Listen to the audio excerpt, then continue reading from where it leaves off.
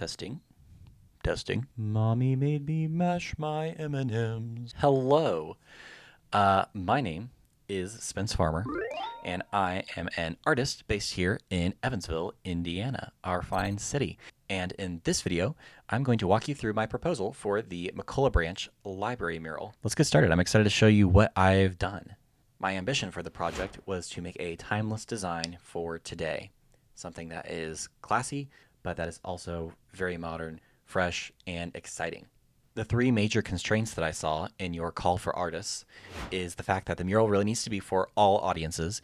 Any patron of the library should be able to understand and resonate with the design. The mural should serve the space.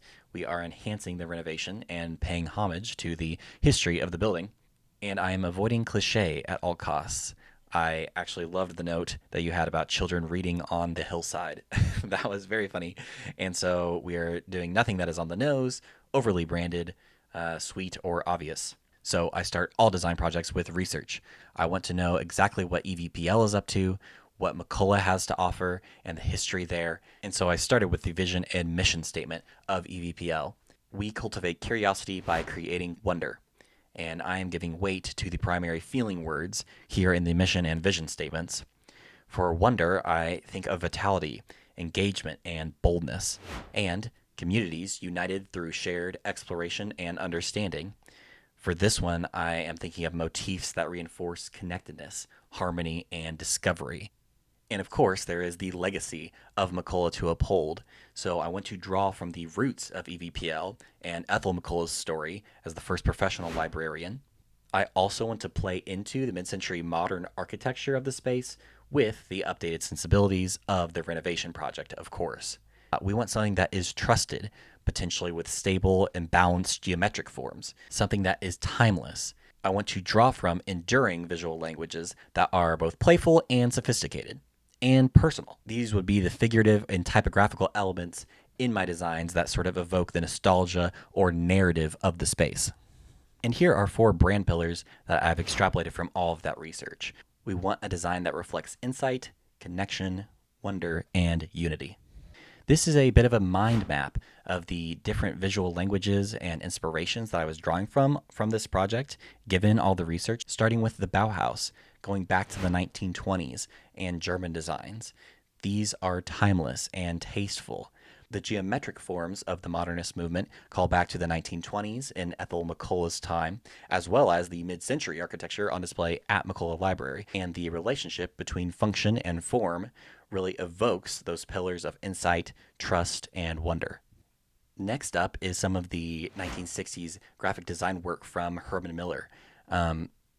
These, I think, really nicely balance sophistication and playfulness.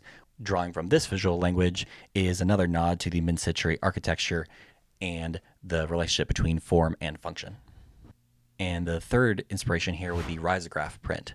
The visual motifs of risograph print call back to the rich history of print media and book production. Leveraging the misregistration and overlapping colors evokes a kind of nostalgia and adds imperfection and elements of organic feeling to very geometric designs. I'm going to walk you through 5 mural designs that really draw from these influences a little bit differently. Option 1 here is bold, clean, and classic. It is also typographic. It does say McCollough, which I know is kind of cheating. I know you said don't just simply brand it, but obviously at the forefront of this design is the shape, the geometry, and the colors. The color could also be altered in a finalized version of the design depending on your vision for implementation. And for each of these designs, I've included a mock-up for what it could look like in the space.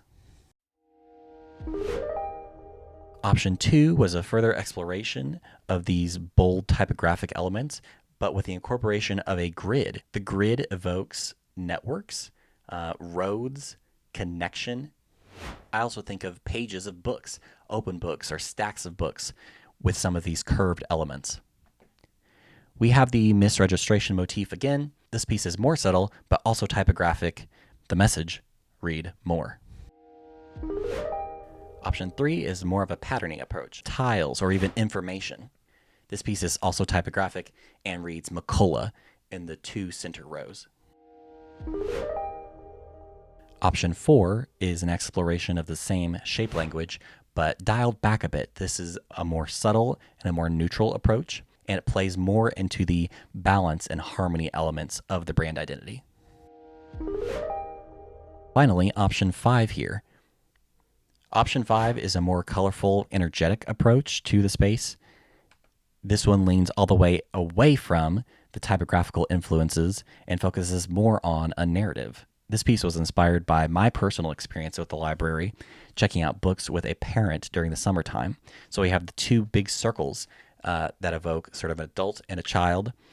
And you can imagine this piece is from the perspective of a bookshelf. The rectangles and triangles, stacks of books, haphazard, leaning on each other. So that is really the essence of my proposal, the research that I put into it, my take on the EVPL brand and the McCollough Library's legacy. And hopefully, by sharing that rationale with you, you get to peer into my mind, find out some of the reasoning behind these design choices, and understand the heart of these murals. Thank you for your time, and I hope to hear from you soon.